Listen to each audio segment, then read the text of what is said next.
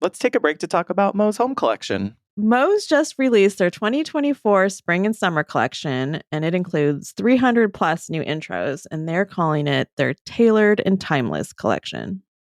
Yeah, when you go through the lookbook, there's all this like new sort of like vintage and then European and some really like classic shapes that have been updated. It's some really new stuff that is like very different. Yeah, I got the link and I sent it to you, and I was pretty impressed and blown away. Not that I haven't always loved their stuff, but it's so unique. Hello, they're using color on their furniture fabrics, which is just seems to be impossible to find lately. Yes. Yeah, their design team definitely leveled it up. There's some really cool creations that feel like elegant but inviting. And I think that term tailored is perfect because there's some like beds with skirting on it. Just really beautiful. Oh, yeah, the pleated skirt chairs. Oh my God. Yes. So you guys are really good. They're box pleated. Yeah, they're so cute. Yes. So if y'all are going to be at Market, either Vegas or High Point, it's definitely worth making a stop at Mo's showrooms. They're beautiful and they've got tons of the pieces there when you get to Market. And if you don't have an account, you can register at moshomecollection.com/HYDC. Welcome to the Hot Young Designers Club podcast. I'm Rebecca Plum, your big sister. And I'm Shaun Surha, your GBF. We're not that hot or that young, but we believe it's a state of mind that helps us build adaptable and profitable businesses. We rely on the support of our design besties to get through each day. So let's explore the emotional, practical, and humorous sides of being interior designers. Welcome to the club. Hey, Shaun. What's up, Rebecca? It is a pretty good day so far. I mean, I woke up. I'm here. Got out of bed. Ran a comb across your head. Living the dream. We won't say when we're recording this, but we did record, or we did have a hottie hangout this morning before right now. Yes. Which we do on Fridays once a month. And I don't know, anytime we have them, I just feel like it's like a good way to start the weekend and the week. I know, it feels like a little download session with each other. It has the feeling of like if you were to be able to create like a monthly coffee session with industry friends that you can kind of talk a little shit. Gossip a little bit. Yeah. Like get different like apps that we always exchange different ideas like that. And it's like that, I don't know much about this, but like I saw this kind of stuff that you're like, I don't want to spend forever. Like, I'm not going to make a public call out for this somewhere, but I do want to just like ask a few people, have they heard about this stuff? Or like, do they know anything about a certain company? Like just put the feelers out a little bit. Yes. And our friend Claire recently in one of our Marco Polos was talking about how on some of the larger groups, like Facebook groups, there's not a real sense of community necessarily. People are very helpful on those, but sometimes they don't always feel super safe. Mm-hmm. I've personally gotten into issues with people that like are kind of cuckoo, and you just feel like you don't want to be vulnerable on there because I don't know. You're not there to get hassled. Like we're all on different parts of our journey. And like I just don't respond to the I'm calling it like naggy mom type of behavior sometimes, where you're just like, hold on, girl. Like, you don't know me. You don't know my lived experiences. You don't even know how long I've been in business. You don't know what I've done, but you're already jumping right to like, you should be doing this instead type of behavior, which is just like, I'm not in this Facebook group for you to like be providing me coaching. You spell design with a Z. Yeah. Not her, but yes. But yeah, like, we talk about that, but we also talk about other like on-topic conversations about solving problems in our businesses and process and like sometimes looking for you to like, but like looking for you to be pushed. Like sometimes I want to be pushed into I think this is a way you could try something that would actually help you. And I'm here to tell you it actually works or it does help. So I like when it's a true other person that I known, and the loyal hotties, we've now kind of developed that over the last year where it's like, I trust these designers so much now because we spend so much time talking with each other and messaging each other questions. And like, there's really like a sense that there is no judgment when we're bringing up a topic or something we're struggling with. And if there was an asshole that made their way in, like we would put a stop to that. And that has not happened. No. So yeah, it's been awesome. So anyway, that's our little push about Patreon. It's only $10 a month. We do those sessions once a month, like we said, but we also record them. So we have people internationally that aren't ever able to line up time zones. Oh yeah, shout out Switzerland. Yeah, and they like we get good like notes and comments and stuff, and people weigh in. And it has other exclusive episodes that we record that are like we're usually screen sharing in those Patreon episodes, so we can like really show you like the stuff we're doing or like systems we're using and what we like or don't like. So it's I've loved having the Patreon community and our loyal hotties. Like it's been and really fun. Shaun just started secretly a Facebook group for loyal hotties only. So I guess that's now a part of it. I am still at this juncture disabled from Facebook. So yes, it's Shaun and his friends. It's Shaun's hotties. I was like, okay, we were going to beta test this. So right now it is just a group for loyal hotties. It is a closed group. So you have to be a member of the Patreon. But we're in there starting discussions and getting things moving. So yeah, I've heard it's great. One day Rebecca will have to like... Shaun has been pushed. So this is like, maybe you were the one that hacked me. Because Shaun has been pushing for this Facebook group. And I'm like, we cannot take on one more thing right now.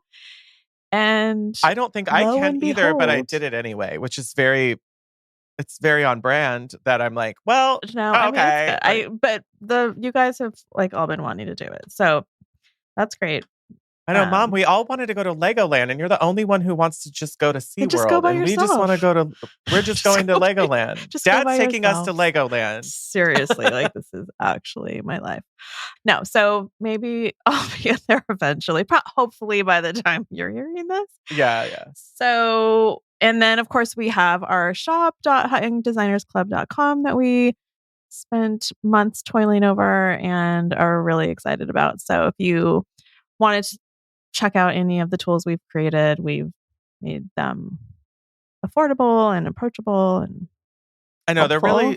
it's designed for various levels. Like I'm always excited when I read about designers who like message us and talk about some of them. And I'm like, fuck, this is a big shit designer as far as I'm concerned. Like we knew something. And I'm like, wait. So it always makes me excited. But there's also, I love knowing that there's designers who are starting out like how we were 7 years ago or whatever. And like truly wish I had some of this stuff when I first started and like we had to beta test it ourselves and create what was missing. Yeah, because we couldn't find it. We couldn't find it, or it existed, but it was your firstborn child to get it. Right. Which when you're first starting your business is insane. We had a quote from somebody once who said, if I could afford to buy that, then I wouldn't need it, which I felt like really sums it up. Yes. Like, so that's where we're sort of like building from that with resources that will actually be helpful to you and quick to implement. And we've always been open to questions from designers. Like we get some DMs sometimes where they're like, this is what I'm struggling with. Is this the thing that will help with that? So we can't promise that like, we're not ChatGPT, like an AI powered chatbot. But whenever we've had hotties reach out to us and say, is this the thing that will help me with that struggle? There have been times where I've said, actually, this is really meant for a different scale than where you're at. So we have been able to reply to hotties in email or in our DMs about some of the tools in our shop and the templates of like that. The thing that you're saying isn't how this tool will help you sometimes. And then many times it does, and it's great, but we're not shy to tell you, hey, that's not exactly this thing. That won't solve all your problems. Or what you want would take magic and witchcraft. Unfortunately, Bring me 4 sticks from a bog in Scotland and some solve my water. problems, please. I need that. And now for the show. Without further ado. Okay, so what are we talking about? I mean, the like bullet is people who are interested in switching one industry or career hopping into interior design. And I feel like we get that in our day-to-day lives, and we've each had different conversations. I've done a couple consultations over Zoom with people, and I don't know, it feels hard right now to make it sunshine and rainbows for people. So we just wanted to not be poo-pooing it, because we're obviously all still doing it, but there are some realities especially if you're like at a level of success in another industry. Yeah, because so kind of the background for this is that I just recently, like this week, had a conversation with someone who, again, I love. This person's really great. They're very smart. They're a really like well established in their industry. You said they were smart like 5 times in your mouth. I honestly am so impressed by like the business acumen and the thoughtfulness of some people, because Professionalism. like she's truly being very considerate of what she's doing. She's trying to develop a plan. I appreciate all of that, but also like her business mindset was just so sharp. And I have no doubt that she could be successful moving into our industry. It's how do you do this? Because she's so well established, and she was referred by a really great past manager and friend of mine who was in the banking industry with me. And I 100, like if this person said, I need you to talk to this person today, I would immediately say like yes every time, because she's very thoughtful about who she would ask me something or asking for favors, and I know there's a great intent behind it. When that past manager asked me, she works in executive coaching, like she's hired by corporations to be a private coach for their CEOs and COOs, and like they're not employed. She's not working for those companies in themselves. She's hired to just be almost like the corporate coach and therapist for their C-suite people. So I trust her recommendation. And this person that I met with, she has been in her industry for so long, but knows that she's not passionate about it. And I think that's a common thread you and I both hear from people, because we were in a similar space too. Yeah. So I think there's a few things. Like, you want to jump in the industry. Uh-huh. So we both did this, mid-career. Like, we weren't, living in our parents' basement still, like willing to work for peanuts. Like, we couldn't totally do that. Right. But we both also had a level of safety net from partners, which I think is irresponsible when some designers say they just went out and did this without admitting some of those resources. 100%. Yeah. I think it's unfair, and it's giving this like faux look at how easy it is to just hustle and bootstrap it. Like, that is not bootstrapping it. No. Because you have a fallback. I mean, I'm not saying that it was easy. Like, it was stressful. It's still stressful, to be honest. Mm-hmm. But I don't think I could have done what I did without him. Although I did do it in my first job. But I was able to do a side hustle. So in that instance, in my first job, when I went from corporate to my own company, freelance in graphic design, I wasn't partnered at all. I was totally single, had no savings or cushion. But I side hustled it. So I basically worked double. And I was young and energetic with no children. You were, like child-free, mortgage-free? Yeah.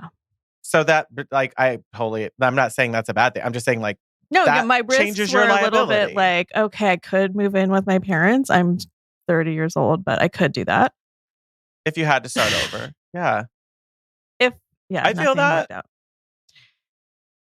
But there are, I think, a lot of designers who I see out in the world that are successful, and like, no shade to them, but they are living in a level of luxury already, it looked like to me a lot of times, and are associated with a higher social economical community, which I think helps tremendously. I agree. So if you don't I have couldn't do that, it. I couldn't have done it. yeah. If you don't have that, I definitely think it's trickier, but not impossible. You just really have to be a hustler. Yeah, so like in this case, it's like someone leaving like an executive level role.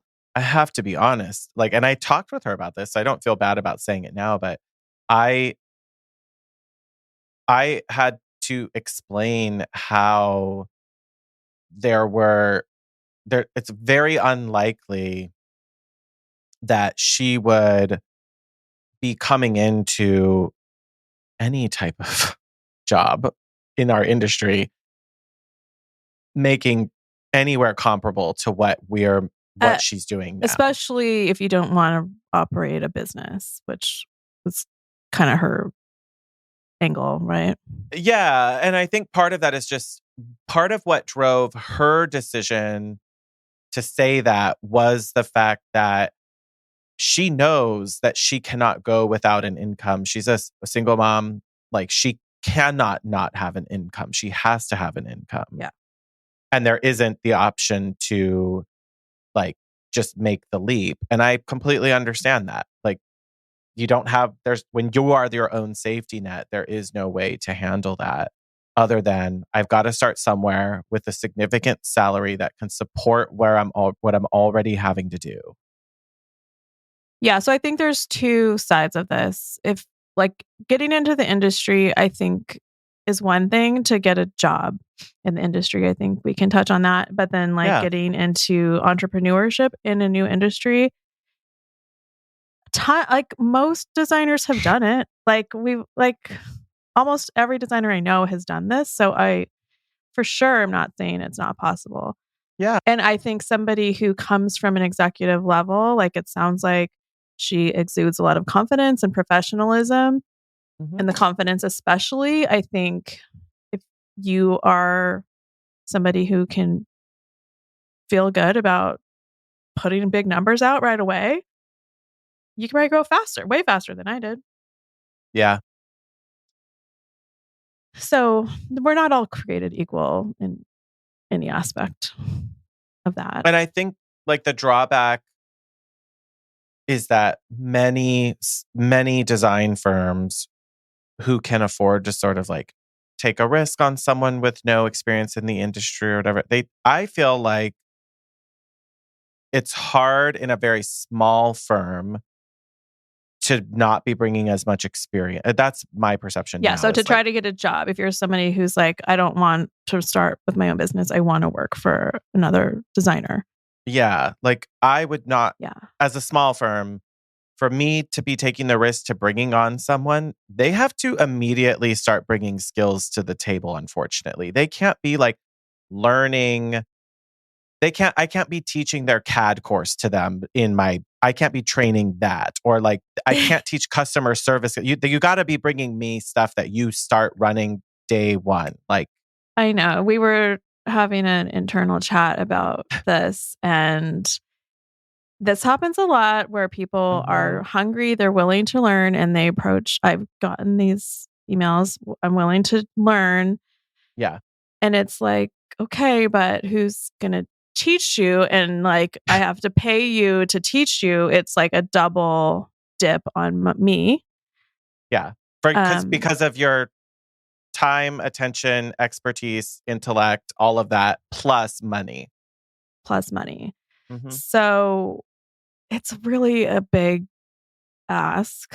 It's If an you're like a uneven one man show, equation. like if like I'm Yeah. a one woman show, and it's also not really fair because I mean I tried to do this and it wasn't really fair to that person because I have too many hats to be that helpful. So I think there is a way to do it, but really you kind of have to be willing to literally do anything. Like your body is what you are giving up. Like you are the schlepper, you are the errand runner, you are maybe the coffee getter. And that sounds shitty, but like that would be helpful to me. But me And teaching yeah, you how to use Chief Architect is not helpful to me when I'm teaching you. no. But like someone proactively saying, Rebecca, do you have lunch? you need to be fed. Like that would help you a lot as a business owner. That's what like Ainsley did when she was working with us. Like, she's Yeah, like, you're starting I'm to get ordering you cuckoo.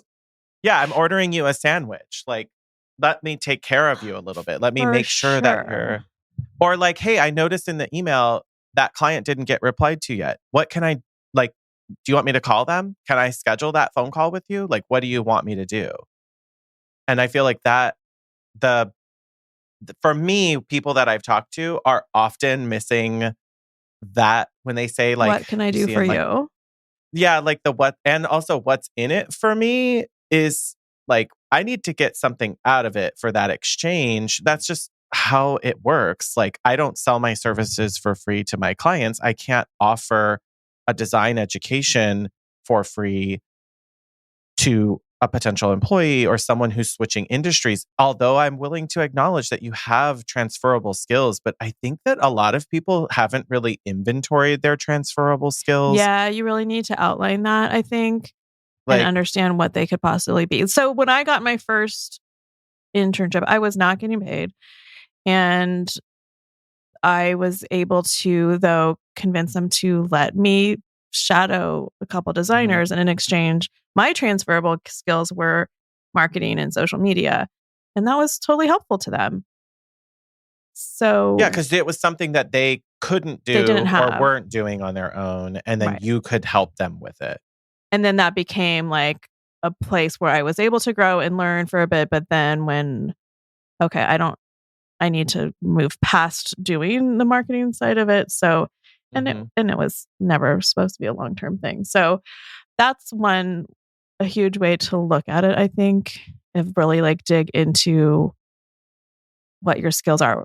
I think, I mean, it's tricky, like ex-banker, like I don't want to show you my finances, but like if you're the new guy on the team, but you know what I mean?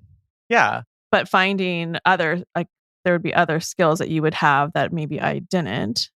Yeah. Especially like around technology or like spreadsheets and presentations. Like there's a lot of things you might not realize are super helpful that a lot of people don't have.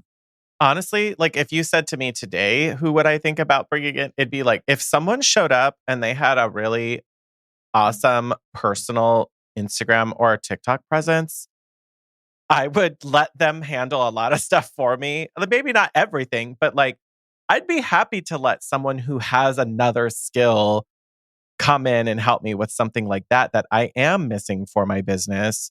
Or taking off of your plate. Taking off my plate something.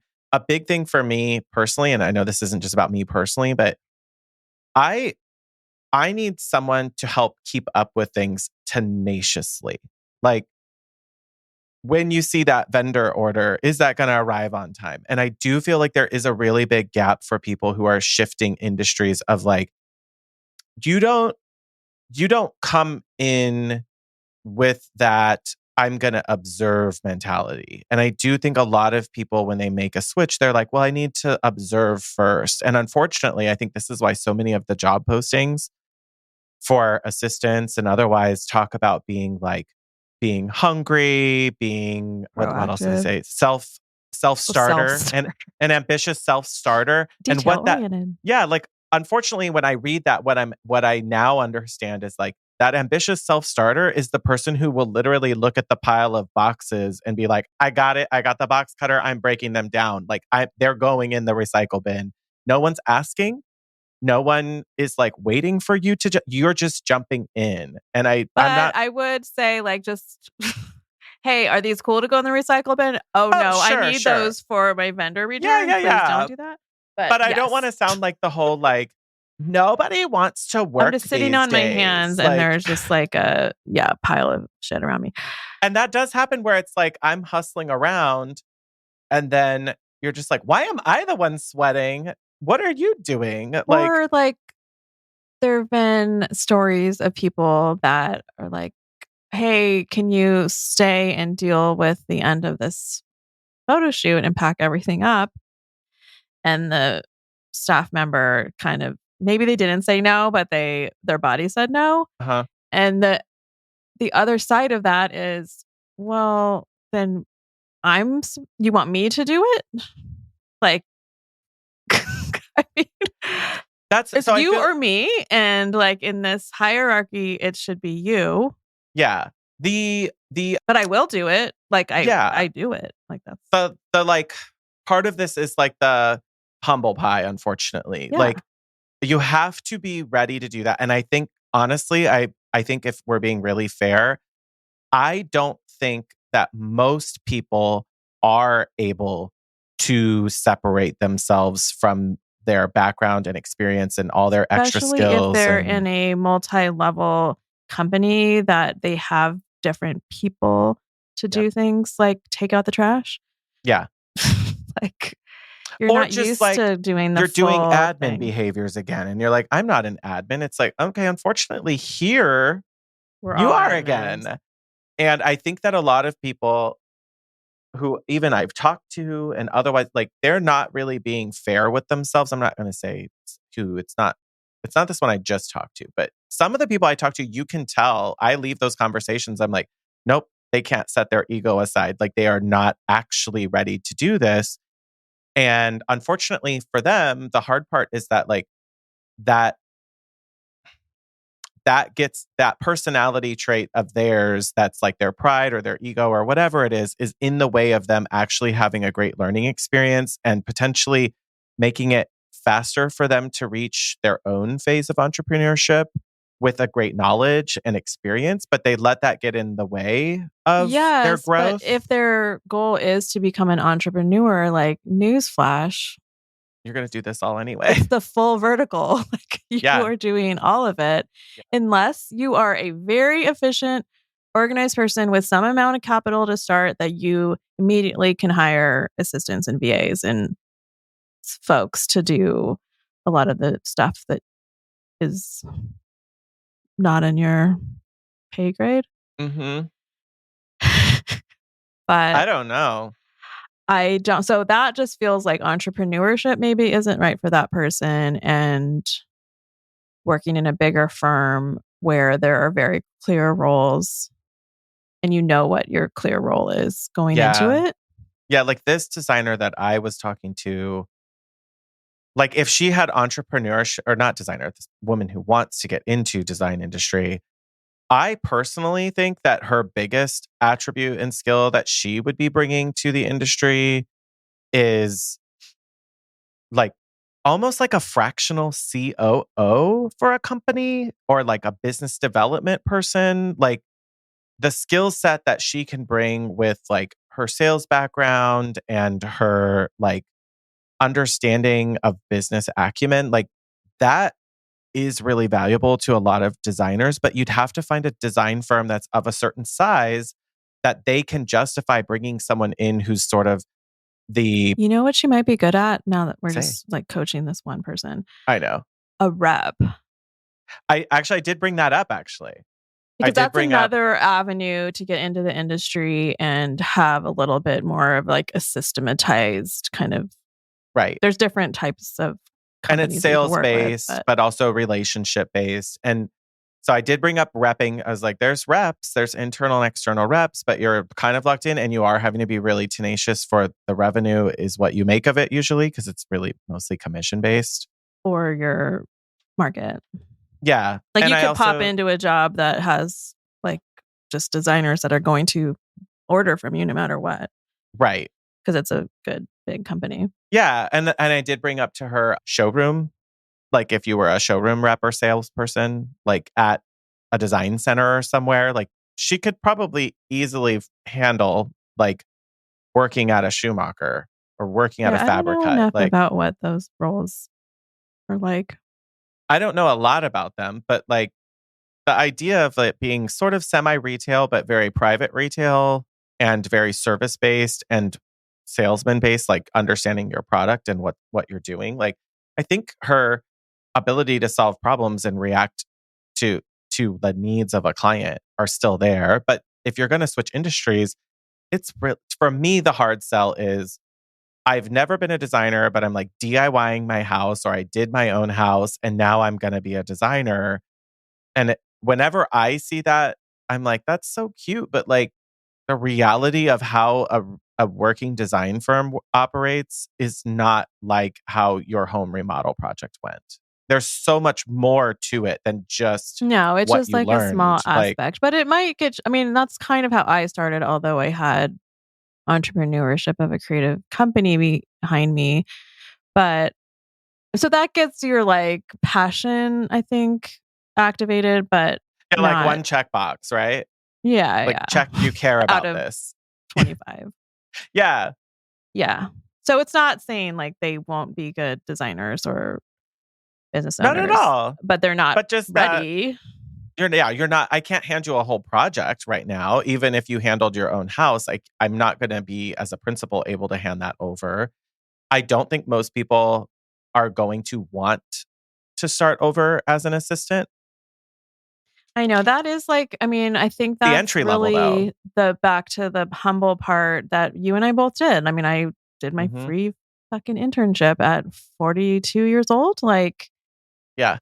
not for At least I got everyone. $15 an hour, but that's California minimum. So that's the Yeah. internship rule was like very like, okay, we want you to do, they had to pay me because some of the stuff I would be doing doesn't fall under the rules for what can be done for a free internship in California under the labor laws. So it was like, well, we want you to do that stuff, so we're paying you I mean, $15. I And learned a it's ton from that and I am yeah. totally grateful for the experience. So, but it like the biggest hit was to my ego. Like, I'm Mm. really doing this. But if you're not willing to like try and see, but also again, I had a partner who I could kind of coattail for a bit, Yeah, you had a little bit of a buffer. a little. And I gave myself time, like we had agreed on a time frame of me figuring some stuff out. So other people I've talked with, I generally, like, genuinely, I don't believe anybody is like, I just want to come somewhere and get a paycheck. I've never had that vibe, but where they're missing the salesmanship of it is like, they don't have their elevator pitch ready of like, this is what I can bring to you in exchange for just being very hardworking, willing to get dirty. I will get in the trenches with you, but this is the other stuff I'm good at. Do you need those things? Because I just see a lot of people approaching it as like, this is what I can do, but not, is this what you need? Because it's about the fit, like the It's marketing skills. What if the place you interned already had a team who was more skilled at that than you? It's like, then or were they were paying them to do it. Yeah, yeah, they like, wouldn't why have. would we I hire would have been you? stepping on toes for sure. Yeah.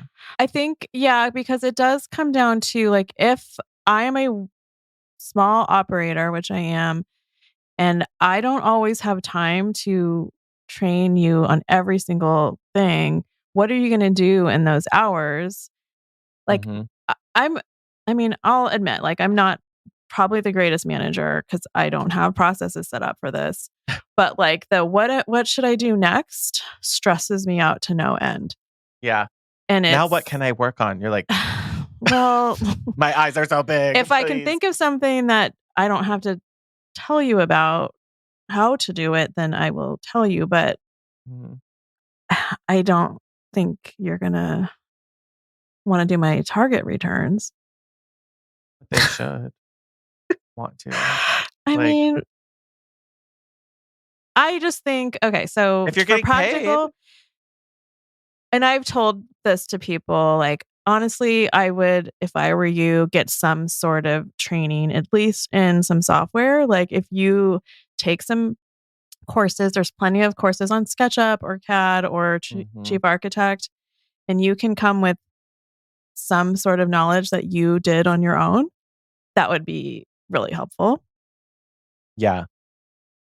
And I know some designers are willing to train people or pay for the training.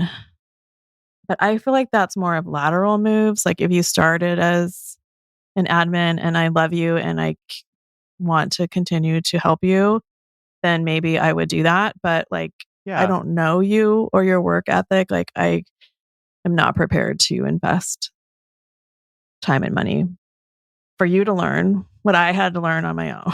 I don't know. This is my Gen X coming out, but Yeah. So I don't mind if I have to train someone on something if I'm still getting something else I have to do not would you as want much to heavy train someone on lifting on. CAD? I personally don't. But Yeah. that doesn't mean that I know other firms where the person is like doesn't know it and they're like helping them get through it and they get better at it. But But like they had other things that they brought to if the they table were in the meantime. totally, if they were honestly, from me personally, this is just like what do I look for? I truly want someone who this is my big thing, needs to work. I don't want I need this job. I need my income. I need my revenue. I need my billables. I need this. My life doesn't depend on it, but like my lifestyle and for my survival economically depends on this job. And when other people are going into it and it's just like, oh, this is cute. Like I work at a little boutique one day a week and I sell candles, like, and they don't need it because their husband's rich or whatever, or like who knows what that is.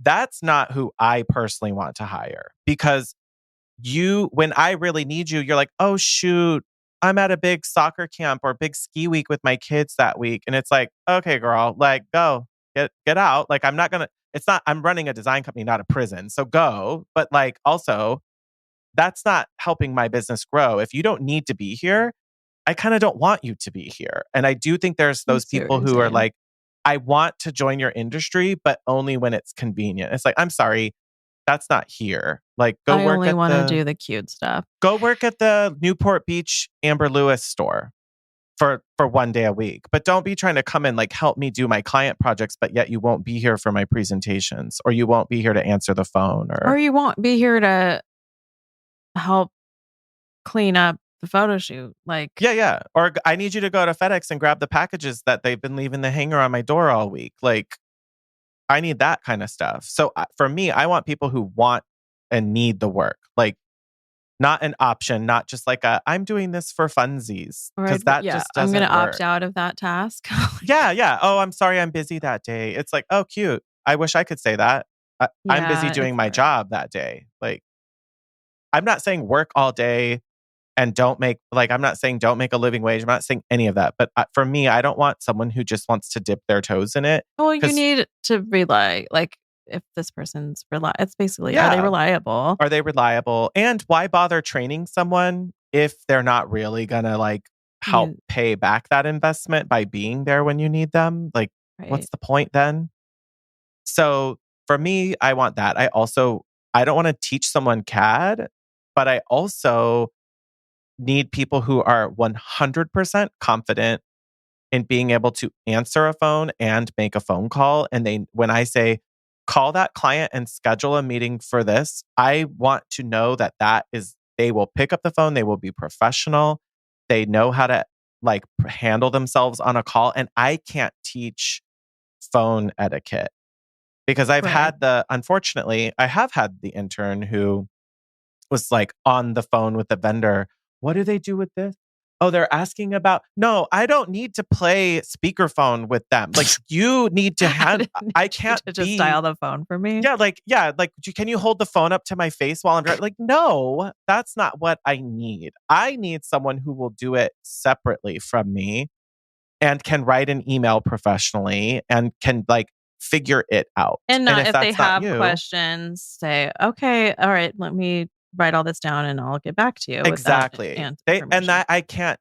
I You could gotta teach it. know I'm how to not tap. going No, to. I mean, there is like, can you tap dance when you need to? Can you Mhm. fake it a little bit just to be professional? And like, not everyone's going to have all the answers. And some stuff Sure. is like, you have to figure it out. But I agree. I mean, you're definitely like, I don't pick up the phone and just call a client out of the blue unless like I really needed to because they hadn't responded to stuff on email. But definitely vendors. Like, I've had people in the office who don't want to call, like, you have to call a freight company. Like, they don't, They're never. No. like, there's just a Email will lot of never. circumstances where there's some types of businesses in our industry that they are old school or they're in a warehouse or not on a computer all the time. 100%. Contractors, subs, like, I talk on to my to contractors on the phone more than anything else. So if that's hard for you, that's going to be hard. It's only going to get worse. Like that's something for me. Like I would rather outsource CAD if I had to than train someone on CAD or SketchUp or Chief. Like I'm not going to teach you if you don't know. Then I'm not going to, and then I'm not even an expert. So like, I'm not maybe going to teach you right. Like I don't want that on me. Yeah, fair. What I would add to that also is that in general, there's going to be a limit to how much you can be helpful if you don't get those skills that are important to that company. And eventually you might find yourself phased out of something. So if you want to be in an industry and join it, you do have to sort of entrench yourself in it and make sure that you have the security that you are losing by leaving that other industry. And I don't know that a lot of people are prepared to jump themselves in that deep to something of they're like, I'm going to make myself indispensable. Like one way or another, I'm going to be the most useful. And if that means I have to learn my trade, that's what that means. Like you have to get in deep. Yeah, commit. And I just think like overall, just if you're considering this, just like, I'm sure you're asking yourself a lot of questions. Mm-hmm. But every industry is hard. Like, I don't know. Sometimes I'm just like, work is called work because it's work, you know, like there's a level of it sucks, yes, no matter what it is. So we're here like kind of being negative Nellies because we're in the pain of it. But sometimes it's just like you fantasize about that. Ooh, could I just like cut a nice paycheck and work for an office again? And just like not have anxiety? I don't know. I mean, we're not the think- only designers asking that question. So No. I definitely don't want to pretend. I do start a lot of conversations with people if I'm like, just so you know, this isn't like sunshine and unicorns over here. Like it's stressful. This it's ain't demanding. Texas. This ain't Texas. Yeah, it's demanding. It's tiring. You invest a lot of yourself in it. And emotionally, there's an exchange that comes with creativity and all of that. Like that is something that can be hard to work through. And I just don't think that a lot of people are ready for what that means. Like how much we as principals, especially, invest in our businesses emotionally and financially. And it's very hard when you come from another industry when, like, literally, I'm like, do I really need to order a whole box of 11 by 17 presentation paper? Because that's kind of like wasteful of my resources. Or can I just have 2 reams of it in the office? And like, I look at, like, I'm not going to waste a bunch of my company resources on something. And when you worked in a corporate environment, especially like a big environment, God. and they're just like, oops, I accidentally pushed 100 instead of 10. And but for My me, bad. Oops. Yeah. Like, but for Who me, cares? no, those things matter at the stage of like where I choose to invest my money. And when you come from that school of thought of like, well, it's just a couple $1,000s. No, ma'am, it's not just that when you're running a business and looking at your efficiency quotients and looking at every billable hour and your markup that revenue. just came out of my paycheck. Thanks. Yeah. So I know that makes it hard, but if you're going to leave another industry and come here, you gotta like, you're probably gonna need to join something like I go to IDS events maybe, or like network more, show up at industry stuff, like go to the stuff and like try to talk to other designers and maybe do like your market research of, hey, they might not be hiring, but what do they need? And figure out what is the thing that you already have. Don't try to sell something you can't do or don't already do, because that's going to come out real quick when you start having to do the job. But like tailor what you're trying to pitch in a resume or in an informational interview or something to what actually benefits them. And kind of like the hit the ground running stuff. Like, what can I do on the first day that will be helpful and does not require extensive training? You're going to get trained. I mean, you'll have some. Don't listen to me. Like most people will train you or have like a process document ready to go. Like I'm slowly developing them. But yeah, so there's things that you can, you need to have, I think, something pretty ready. Yeah, If like you're looking at a small micro business. I told this person that I talked to, I'm like, if you could bring a case study about how you increased profit margin and it's something that could be easily like paralleled to the design industry, Yeah. I was like, sell that, because if you can make me more profit, I'm interested. I want to hear more. If you Like you are can pay for working, yourself. yeah, like tell me how you're going to pay for yourself. Or, for example, like I was telling her, I'm like, I don't know if you want to keep doing this, but a lot of designers are not great at HR and and team management. Or And even I was, process creation. oh, they're terrible, many of them. So I was like, if that's something you could do, want to do, and would be good at, or have done it, change management and business development, all that stuff is very valuable for a creative based industry where they don't want to do that. But when I was talking with Claire, our friend Claire, about this, she was like, but do they want to do that? And that is probably the final question to wrap this up, is if you're leaving the industry, what do you actually want to be doing one day? Right. Because when I did the internship and was doing the marketing and social media, that's the industry I had left. So I Mm-hmm. used it as a way to kind of get my toe in, but I had to transition back out of it. So Uh-huh. there's going to be different scenarios about that. But yeah, you don't want to be leaving Mm-hmm. one thing and then just be doing it somewhere else, possibly. Yeah. So So, and know what especially your if you're goals really are. unfulfilled. Yeah, like if she was like, I actually hate the HR part of my job, I'm like, okay, then don't pitch that. And also don't apply for jobs where it's like, you're the office manager, all the employees report to you. Sorry, like you're going to be doing that You're not again. going to get into being a designer, and you're going to No. piss that owner off if you try to And I did pull a fast relay one. to that person that I was like, if your goal is to be a senior designer, you're not going to get there by you're less likely to go into that after being an office manager or a business development officer or a COO. Like, if you're firmly starting in that place, that designer will have to love the shit out of you to want to train you to be a senior designer and lose you from that other value. If you're really doing that other job But well. okay, so like if that was me and I am somebody who tries to be creative, maybe I would be very open with this designer and be like, "Hey, if this is part of your business that is weak and you don't have established processes Mhm, in HR, mhm. I will spend the next 6 months getting your systems up, developing this program for your company. In Yeah, exchange, can I start training and moving over into the design?" So I think that's about something it. I would totally think about it. That Yeah, like, as long as it's, like, a very open and you're in a trusting situation and mhm. you're not gonna leave anybody high and dry, I think that could totally work. You just have to find the right fit and And it sell it.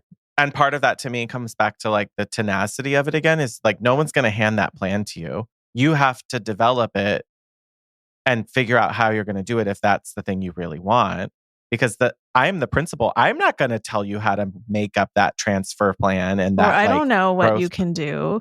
Yeah. Yeah, like, I mean, that back to my very first transition out of my corporate job into my independent graphic design, Mhm. the way I really did that was I pitched when I quit, I gave notice and said, "I know this is going to leave you guys in a lurch. So how about I work as a contractor for 6 months Yeah. part-time?" So I negotiated my way out of that job as a way to slowly like change to Like the new ratchet it down. yeah, and that totally worked. And you had to do it though. But it No, was they weren't like, they would here's how you get never out have of it. No, like they're I like, was the stay only person who forever. would have pulled that off, I think. But it was also a time in the business where that my department was it was just me and maybe one other person, Okay. and I had been there for a really long time. So, like you just have to kind of get creative. Yeah. It takes a lot of work. It's really like, I don't want to say this, like, I don't want everyone, if you're listening, to leave and think, oh my God, I shouldn't do it. I just, the hard part is that it really does require so much conviction, and like sometimes the passion runs out faster than the conviction. Does that make sense? Well, yeah. Like how much you love interior design, that tank starts to run dry Well, if your whole, faster. I mean, if it's the same in a love relationship, if you're trying to have a lifelong relationship based on the feelings you had in the first 3 months, it's not probably going to work. Yeah. The newlywed type of that like fresh relationship lust, that will not sustain you for a 60-year No, relationship. you need a lot of other things to make that work. And so I think that's the same in design personally, is that like if you're looking to switch industries, you're going to need to bring a lot of conviction and really know what your selling points are, and then check those selling points against what designers actually need, because you might think it's something they need, but it doesn't fit with their business at the time or the size of their business. And so you are hunting a little bit of a perfect fit. The fit for sure. And I was going to say, hopefully this just makes you put your, let me put it, their hat on. Like you should be thinking of what their pain points are. And if you do want to pick someone's brain, you can't. A lot of designers, I do them, Shaun does them, a lot of designers on The Expert do them, where you can pay to get consultative advice, because I don't really want to grab coffee with anyone anymore for that. I mean, it sounds shitty, but like I really just don't have time. For me, I would not It's again have asking my time for benefiting only you. Like, and we're the sorry, exchange like is I'm different. being rude, but No, it's not being rude, because like I barely have time to like even pick my nephew up early from daycare some days. Like I would love to be able to have more of that. I literally don't eat lunch most days. So it's not because I'm trying to be hustle mentality. It's just like, it just doesn't happen. So No. And unfortunately, these conversations don't lend themselves to quick exchanges. So that's the difference between like if another working designer reaches out to me and says, I'm looking to do something like this. Do you know an upholsterer who can do it? I can answer totally that quickly different. with their Yeah. knowledge, because we're speaking a similar language on something most of the time. But this is a different type. Like you're looking for career coaching. There's so many dependencies and like intricacies to this that it's not just a 15-minute, truly grab a coffee 15 minutes. Like you're looking for an hour or more. So I don't offer that for just anybody. And I have encouraged people to book my own like Renstead virtual consultations to talk about that stuff more. And to me, this is where I get kind of bitchy about it. If you're not willing to pay me for my time to give you that, then you're not really, to me, you're not really serious. Because if your dream is not worth even a couple $100, then what are we talking about here? Like, And I'm like, sorry. it also is kind of just an indoctrination into what our business is like. I mean, it's very much like Service for pay by the hour. Like, you know what we're like? We're like those little, no. Oh no. Well, maybe that elevated it more. I was imagining those little coin operated horse seat carousels at the front of like. oh, when you said that, I thought you were going to say like motel room beds that No. vibrate. Yes. Yeah. I'll shake my heart shaped bed for quarters. Like, no, but I meant more like, okay, here, monkey, here's your 25 cents. And then, and then you get it's just like starting out with it's starting the transaction with respect. Like, and most designers are going to feel that way. So yeah. maybe not. I don't know. Maybe people are more generous. Or like, I mean, I could see, I think we've talked about this before, having like an office hour. If you do feel like you want to mentor and give back in that way, I think there's ways to do it as if you're a working designer and have like 1 hour a month. I'm going to have an office hours kind of coffee session with somebody. Yeah. I think there's ways to be generous with your time for sure. But it's just hard right now. I think hard for I think hard for everybody, though. I don't think that's just you and me. I think that's a lot of designers. Probably. I mean, those expert sessions, you could get access to some really great designers on there, but they charge for that. More than us. Ah, man. Well. Okay, so don't ask us any questions if you have any, but I'm just kidding. This is just this episode. Sorry, y'all. Just kidding. We have also a For the Newbies episode that we did earlier this year, if you're in that realm. And all of our old Back Process Party episodes, I think, are good to listen to kind of give you a peek into this nitty-gritty stuff that we talk about. Yeah. There's a lot. If you want to be an entrepreneur. If you do. I don't know that everybody does. No. They shouldn't. Some days, maybe not even us. Yep. Okay. Well, hope it's helpful. If you're listening to this episode, you're thinking about an industry shift, get out there, do your research. But really, if you do have a comment or question, send us DMs or post on Instagram. We do want to talk to you. I mean, yeah, tell us something at least. But yeah, we want to know more. Okay. Ciao. Okay. Do it. No, you do it. Until next time. Stay hot, designers.